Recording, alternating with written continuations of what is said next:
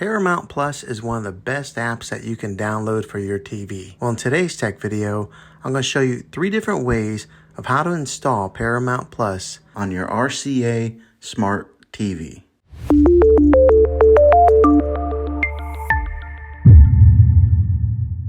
It can be really frustrating if you want to watch some of the great content that is on Paramount Plus and you find that your TV is unable to download it. If your TV is an older model of smart TV, then it could prevent you from downloading this app.